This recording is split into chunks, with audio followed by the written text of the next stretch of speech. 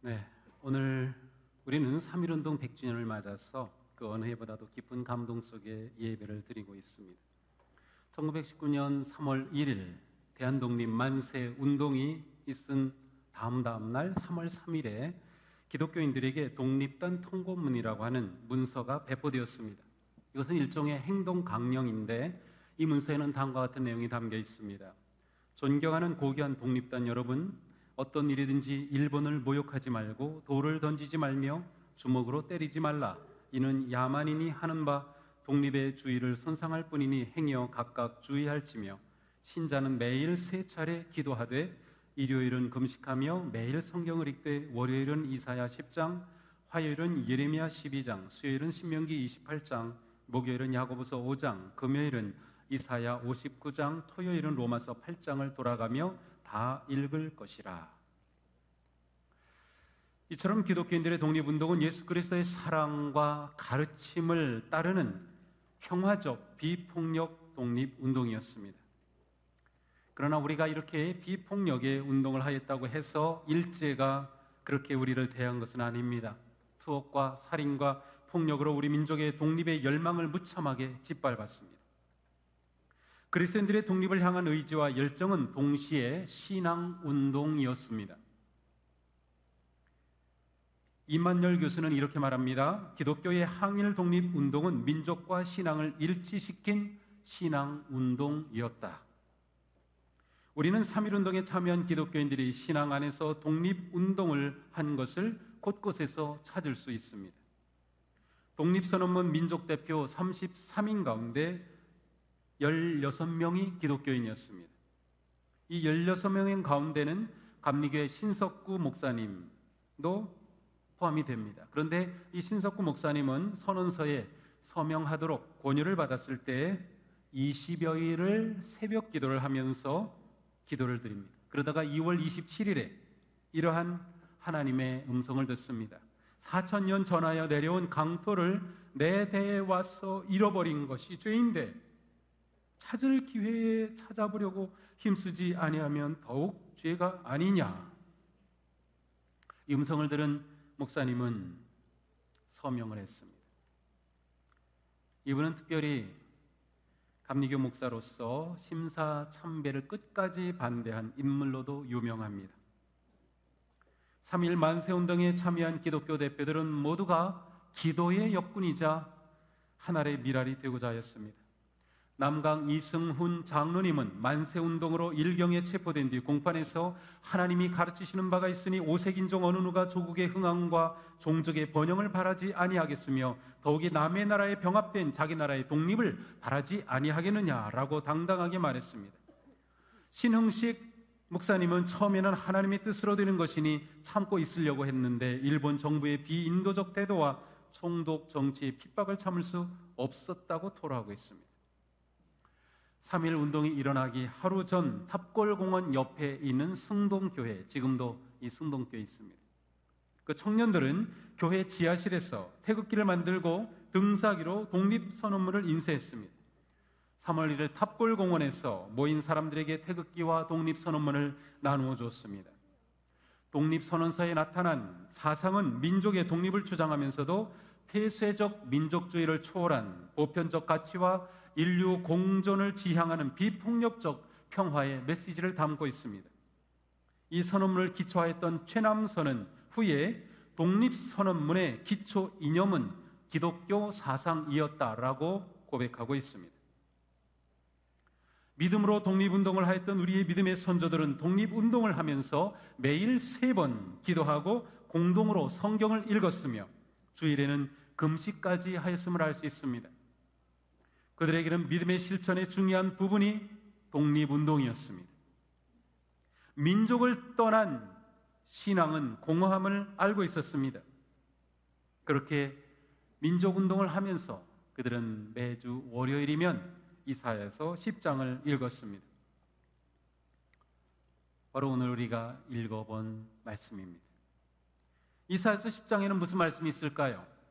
여기에는 아수르라고 하는 제국이 나옵니다. 이 대제국 아수르, 이스라엘 북쪽에 있는 나라입니다. 이 아수르가 북이스라엘을 삼켰습니다. 그리고 이제 남유다까지 넘보고 있습니다. 그런데 하나님은 유다 백성들에게 내가 이 아수르를 물리쳐 주겠다고 말씀하십니다. 그러므로 주께서 주의 일을 시온산과 예루살렘에 다 행하신 후에 아수르 왕의 완악한 마음이 열매와 높은 눈의 자랑을 벌하시리라. 아수르는 기고만장하여 주변의 나라들을 무참하게 짓밟으며 자신들의 힘을 자랑하였습니다. 아수르 왕은 이렇게 말합니다. 내가 민족들의 경계선을 옮겼다. 그들의 재물을 탈취하였고 용맹스럽게 주민을 진압하였다. 내 손의 힘과 내 지혜로 이것을 하였다. 내 손이 민족들의 재물을 새의 보금자리 움키듯 옮겼고 온 땅을 버려진 알을 모두 차지하였으나 날개를 치거나 입을 벌리거나 소리내는 자가 없었다. 아수르 임금은 자신의 힘으로 온 나라를 이렇게 정복하였음을 손아귀에 넣었음을 자랑하였지만 하나님은 이 나라의 오만함을 그냥 내버려 두지 않으십니다. 하나님의 말씀대로 아수르는 바빌로니아에게 멸망합니다. 3.1 만세운동과 독립운동에 힘써 참여했던 그리스도인들은 바로 이런 믿음을 가졌습니다. 하나님이 진정한 열방의 주인이시며 하나님은 교만한 나라를 꺾으신다. 그래서 그들은 기도하였고 일제에 탄압하여서 하나님 앞에 무릎을 꿇었습니다. 하나님 앞에 오만한 제국이 무너질 것을 바라보았습니다. 그분들은 이스라엘에게 주셨던 그 하나님의 말씀이 바로 지금 우리에게 주시는 말씀이라고 믿었습니다. 그래서 그들은 월요일마다 이사야서 10장을 읽으면서 하나님께서 공의로 다스려 주시기를 기도했던 것이죠. 그들은 하나님이 어떤 분인지 알았고 하나님을 향한 분명한 믿음의 고백이 있었습니다. 오늘 우리에게도 이와 같은 믿음이 필요합니다. 과연 우리에게 하나님은 어떤 분이십니까? 우리가 바라보는 국제 정세와 나라를 향한 하나님의 마음은 어떠한가? 하나님은 과연 어느 분이신가? 라는 우리의 믿음의 고백이 분명해야 합니다. 세상의 역사는 단지 강대국이 아니라 하나님이 주장하신다는 믿음, 하나님은 교만한 자를 물리치듯 교만한 나라도 무너뜨리신다는 믿음이 중요합니다. 그런데 이사야서를 자세히 들여다보면 유다 백성들이 알아야 할 것이 있습니다. 하나님께서는 단지 아수르를 물리쳐 주시겠다고만 말씀하신 것이 아닙니다. 왜냐하면 북이스라엘이 아수르에 멸망한 원인, 그리고 남유다가 아수르의 위협을 받고 있는 이 원인은 하나님의 백성인 그들이 하나님을 떠났기 때문이었습니다. 하나님의 택하심을 받은 그들이 하나님을 버리고 하나님을 떠났을 때 그들은 하나님께서 그들을 그렇게 심판하셨던 것이죠. 하나님은 아수르를 물려주시겠다고 하지만 그보다 더 중요하게 너희가 내게 돌아와야 한다고 말씀하고 계시는 겁니다. 이스라엘 백성들이 하나님께로 돌아오는 것, 그들의 믿음이 회복되고 신앙이 회복되는 것, 하나님 앞에 그들이 다시 서는 것이 중요했습니다. 그래서 이사야서 10장을 자세히 들여다보면 하나님은 이스라엘 백성들에게 기대하고 계시는 거예요. 내가 아수르를 물리쳐 주겠다. 그런데 너희들은 내게 돌아와야 한다라고 말씀하시는 것이죠. 아수르의 위협 앞에 시달리는 유다를 향해 말씀하시는 겁니다. 20절, 21절 오늘 우리가 읽어본 말씀이에요. 그날이 오면 이스라엘 가운데서 남은 사람들과 야곱 결의 가운데 살아남은 사람들이 다시는 그들을 친자를 의뢰하지 않고, 자, 여기서 문제는 이스라엘 백성들이 강대국을 의지하는 것이었습니다. 하나님을 의지하지 않고 나라를 의지했어요. 남쪽의 이집트를 의지했어요. 북쪽의 아수르를 의지했어요. 하나님은 그게 아니라 너희가 나를 의지해야지. 너희가 지금 위기 가운데 있어 나를 의지해야지. 너희가 나에게 돌아오면 되는데 왜 여전히 나에게 돌아오지 않고 강대국을 의지하느냐라고 말씀하시는 거죠. 오직 이스라엘의 거룩하신 분인 주님만을 진심으로 의지할 것이다. 남은 사람들이 돌아올 것이다. 야곱의 자손 가운데 남은 사람들이 전능하신 하나님께 돌아올 것이다. 이제 너희가 나를 의지하게 되기를 바란다는 말씀이에요. 하나님은 바로 이러한 뜻과 마음을 가지고 그들의 역사 가운데 개입하시고 아수르를 물리쳐 주시겠다고 하셨던 것. 우리 민족의 3.1운동과 독립운동을 통한 하나님 나라의 회복은 물론 자유와 해방의 기쁨을 우리에게 주시는 것이었지만 그것보다 더 나아가서 하나님께서는 우리 민족을 하나님께로 돌이키시기 위한 놀라운 역사를 행하신 것이었습니다. 마치 이사야를 통해 나에게로 돌아오라고 하신 것처럼 하나님께서는 이 암울한 우리 민족의 역사 가운데 개입하셔서 우리 민족이 하나님께로 돌아오도록 놀라운 일을 행하여 주신 것입니다. 3.1운동 100주년을 맞은 우리들은 자랑스러운 믿음의 선배들을 보면서 지금 우리가 해야 할 일은 하나님께로 다시 돌아가야 한다는 것임을 보아야 합니다. 단지 선배들의 아름답고 헌신적이고 희생적인 그 신앙과 민족 사랑의 이야기를 이야기하고 말로만 하는 것이 아니라 우리 스스로 믿음을 회복하고 교회의 영광을 회복하고 바른 삶의 결단을 내려야 할 때입니다. 그러기 위해서 우리는 역사를 기억해야 합니다. 잊어버리면 안 됩니다. 2차 세계대전 중 히틀러의 야만성으로 인해서 유대인 600만 명이 학살을 당했습니다. 전쟁이 끝나고 이스라엘이 독립하고 독일과 이스라엘이 화해를 하죠. 그래서 국교를 수립하게 됩니다. 그때 이스라엘의 텔아비브 대학과 히브리 대학의 대학생들이 거리로 뛰쳐나와서 외친 말은 이것이었습니다. 용서하되 잊지는 말라. 용서하되 잊지는 말라. 우리는 어떤가요? 용서는 못하면서 잊어버리고 있는 건 아닌가요? 예루살렘의 기억의 산에 있는 야드 바셴이라는 대학살 홀로코스트 기념 박물관이 있습니다. 여기에 이런 글귀가 있습니다. 망각은 우리를 또다시 유배지로 이끌지만 기억은 구원의 비밀이다. 기억은 구원의 비밀이다. 우리는 믿음을 기승하고 회복하기 위해서 기억해야 합니다. 오늘 우리가 읽은 출애굽기의 말씀은 이스라엘 백성들이 400년 넘게 노예로 있었던 애굽에서 탈출하는 순간을 기록한 내용입니다. 이 자유와 해방의 순간, 그때 이스라엘의 백성들은 은, 금, 폐물, 의복을 챙기기에 급급했습니다. 그때 모세가 한 일이 있어요.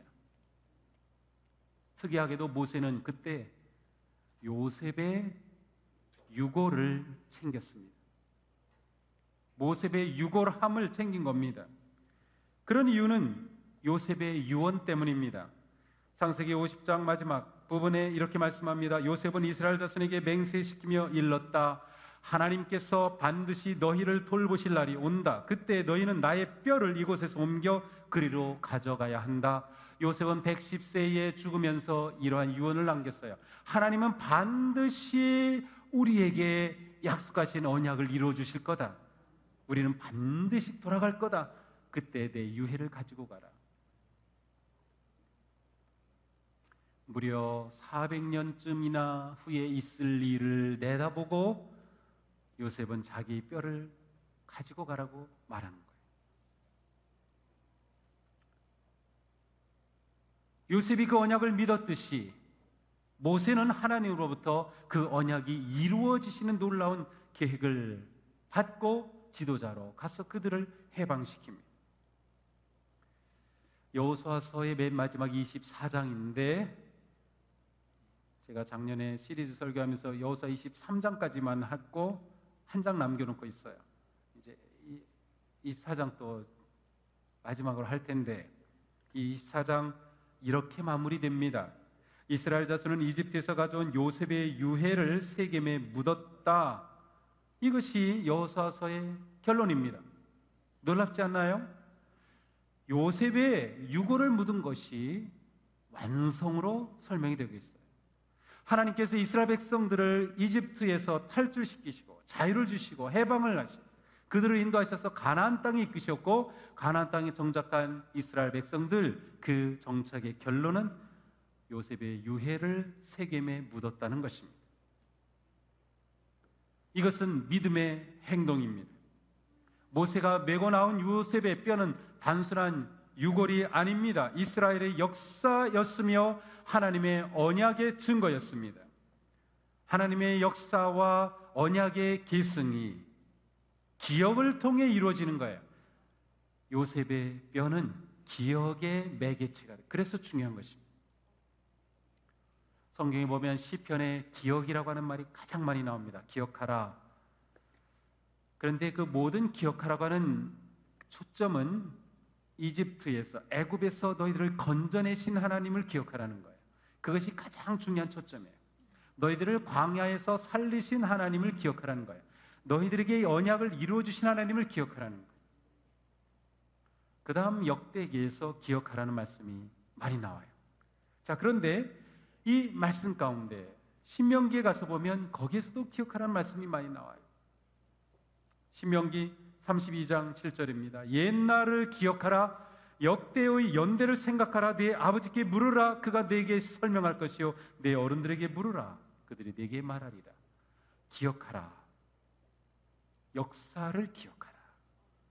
역대의 연대를 기억하라. 오늘 우리가 읽은 이사야서 동일한 말씀이 나옵니다. 46장입니다. 너희는 옛적 일을 기억하라. 나는 하나님이니라. 나 외에 다른 이가 없느니라. 나는 하나님이니라. 나 같은 이가 없느니라. 너희는 옛적 일을 기억하라. 기억이 믿음 회복에 아주 중요한 열쇠. 근데 이 이사야서에는 똑같은 말씀인데 정반대 말씀이 나와요. 너희는 옛적 일을 기억하지 말며. 아니 옛적을 기억하라고 하고 기억하지 말라. 이건 무엇인가요? 기억하지 말라는 것은 너희가 과거에 사로잡혔던 그 실패와 죄와 어둠의 그때를 끊으라는 뜻이에요. 여기서 기억하라라고 하는 것은 하나님께서 너희들에게 행해 주셨던 그 놀라운 은혜와 능력의 역사와 언약의 성취하심을 기억하라는 것이에요. 자, 신앙과 역사는 하나입니다. 이것을 떼어놓을 수 없어요. 우리가 이것을 놓치면 실패하는 겁니다. 많은 경우 신앙과 역사를 분리시킵니다. 역사와 무관한 신앙생활, 그것은 신비주의에 불과합니다. 신앙이 없는 역사, 그것은 현실주의이며 지나치면 극단적 자유주의가 되고 맙니다. 신앙과 역사는 함께 나아가는 것이에요. 3.1운동 당시 우리 민족은 2천만 명가량이었어요. 가량 추산이죠. 아까 우리도 잠시 영상으로 봤는데 기독교인은 대략 20만에서 30만 명이었습니다. 전체 인구의 1.5% 정도였습니다. 그럼에도 불구하고 일제의 보고서를 보면 일제는 기독교를 굉장히 부담스러워하거나 두려워하기까지 했어요. 일본 제국이 관리를 보내면 그 관리가 가는 그 지역에 기독교인이 많아요. 그러면 이 관리가 몹시 가기를 꺼려했어요. 그런 기록이 나오고 있어요. 3.1운동 이후 3개월간 7,509명이 사망하고 15,961명이 부상당하고 46,948명이 투옥되고 200만 명이 시위에 참가했습니다. 저는 3.1절 대통령 연설에 이 수치가 나오죠. 그런데 이 연설이 끝나자마자 일본 대사관에서 항의를 했어요. 정확하지 않은 수치 가지고 말한다고. 웃기는 소리, 정확한 숫자입니다.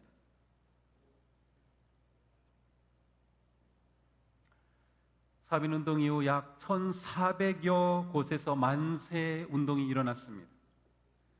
근데 그것은 처음 일어난 것에 영향을 받아서 자연스럽게 일어난 것이 대부분이었는데, 주도적으로 리더에 의해서 일어난 323곳 가운데 78곳이 교회 중심이었습니다. 총독부의 보고에 따르면 감리교인이 564명 체포되었습니다. 민족대표 33명 중 16명이 기독교인, 천도교인이 15명, 불교인이 2명이었습니다. 기독교인 16명 가운데 9명이 감리교인이었습니다. 장로교인은 7명이었습니다. 사실 천도교인들이 15명 들어갔는데 이렇게 들어가는 데는 남강 이승훈 장로님의 역할이 컸어요. 원래 이 독립만세운동을 할 때 기독교인이 주도적이었는데 우리가 다른 종교인들도 포함시키자. 근데 이제 보수적인 사람들, 주로 이제 이 당시 장로교 쪽에서는 반대했죠. 아니다. 그런데 남강 이승훈 장로님이 설득을 해서 포함시켜요. 그래서 15명이나 천도교 대표가 들어오게 된 거죠. 천안에 있던 매봉 감리교회 유관수는 이화 학당에 재학하면서 아운회장터에서 만세운동을 이끌며 저항하다가 체포되고 서대문 형무소로 옮겨지고 그 다음에 순교하게 됩니다. 불과 18살의 나이. 1919년 4월 30일 미국 NCC 동양문제위원회의 보고에 의하면 이렇습니다. 예수교인만이 현 시점에서 국제 정세에 정통하며 민족 자유를 위해 횃불을 들겠다는 판단을 내렸다. 예수교인만이 참혹한 식민지 정치에서 소망을 버리지 않았던 한국인이다. 물론 그리스도인만이 그런 것은 아니지만 이 보고서에는 이렇게 표현이 되어 있어요. 얼마나 기독교인들이 민족 독립을 위해서, 민족의 개화를 위해서, 민족의 요즘 말로 말하면 민주화를 위해서, 자유 평등을 위해서 힘썼는가를 보여줍니다. 근대 이후 교육, 의료, 여성 해방, 서양 문물 도입, 민주 이념 등 우리 민족을 이끌어온 것은 기독교였습니다. 이때 이름을 떨쳤던 훌륭한 분들, 김구, 조만식, 이승만, 이상재, 유관순, 신석구, 이필주, 신홍식, 남궁옥, 이분들은 모두 신실한 기독교인들이었습니다. 특별히 이분들, 눈에 띄는 이분들의 감리교인이 훨씬 더 많아요. 얼마나 훌륭한 믿음의 선배들입니까? 우리는 참으로 자랑스러운 역사를 가지고 있습니다. 우리는 잊지 말아야 합니다. 그러나 우리가 단지 기억하는 것만으로 사명을 감당할 수는 없습니다. 우리는 기억하고 일어서야 합니다. 그리고 하나님께로 돌아서야 합니다. 하나님께서 우리 민족의 역사 속에 베풀으시니 놀라운 은혜와 해방과 자유를 감사하게 누리며 우리는 잘못된 길을 떠나야 합니다. 3.1운동을 통하여 우리 민족은 기독교가 더 이상 외래 종교가 아니라 우리 민족을 위한 종교라고 하는 마음을 가지게 되었습니다. 3.1운동이 가장 중요한 역할입니다.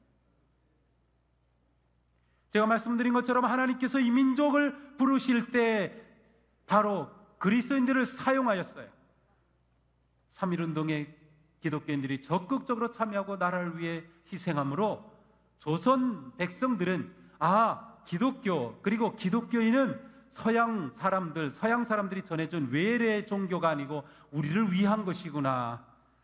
그리스도인들이야말로 우리 조선을 위한 사람들이구나 라고 하는 마음을 가지게 됐다. 마음.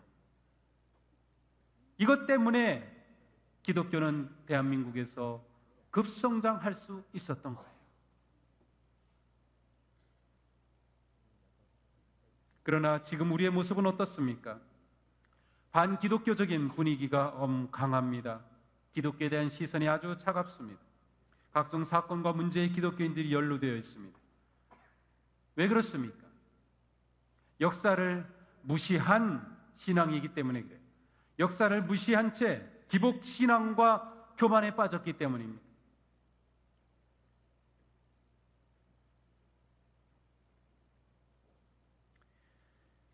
이제 우리는 회복해야 합니다. 돌이켜야 합니다. 하나님을 향해 돌아서야 합니다. 하나님께로 나아가야 합니다. 하나님께로 나아간다. 그것은 무엇입니까? 우리의 믿음의 훌륭한 선배들처럼 우리의 신앙이 역사성을 가져야 된다는 것, 우리의 삶과 연결이 돼야 된다는 겁니다. 우리가 살아가는 직장에서, 사회 속에서, 그곳에서 우리가 그리스도인답게 살아가는 거예요.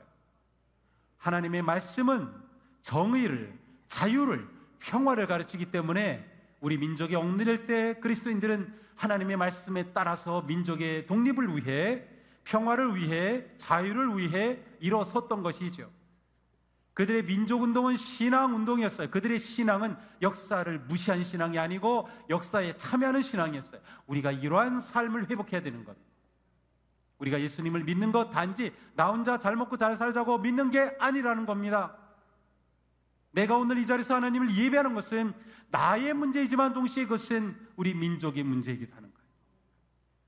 그래서 우리는 예배를 잘 드린 만큼 돌아서서 우리가 살아가는 가정에서, 직장에서, 이웃과의 관계에서, 사업을 하면서, 공부를 하면서 그 자리에서 말씀대로 살고자 하는 정의로운 삶, 평화의 삶, 섬김의 삶, 봉사의 삶, 사랑의 삶, 그 삶을 살아내는 것, 그것이 지금 이 시점에서 우리가 회복해야 할 삶입니다. 하나님께로 돌아가기 위해 가장 중요한 출발은 기도와 회개입니다. 하나님께서 원하시는 것처럼 우리가 하나님을 의지해야 하는 것입니다. 아스르와 이집트를 의지하지 않고 하나님을 향해 나아가는 것처럼 우리들이 이 시대에 세상의 권력을 의지하지 않고 하나님을 의지하는 것, 세상의 재물을 의지하지 않고 하나님을 의지하는 것, 세상의 명예를 의지하지 않고 하나님을 의지하는 것, 우리는 오직 하나님을 의지하며 제가 하나님 말씀대로 살겠습니다. 우리에게처럼 훌륭한 믿음의 선배들을 주셨으니 만약 이와 같은 믿음의 선배들이 없었다면 우리가 어떻게 얼굴 들 수 있겠어요? 얼마나 고마운 일이에요. 얼마나 놀라운 일이에요. 우리가 선배들이 이루어놓은 이 아름다운 믿음의 씨앗을 우리가 여기서 죽게 만들어서는 안 돼요. 우리는 더욱더 하나님을 의지하고 하나님을 바라보며 정말로 우리의 삶이, 또 우리 교회가 하나님의 영광을 회복하고 우리 나라, 민족 앞에, 이 사회 앞에 정말 바르고 거룩하고 희망을 주고 생명을 전하는 그러한 교회로 세워지기를 주님의 이름으로 축복합니다. 마지막으로 영상 한번 더 보겠습니다.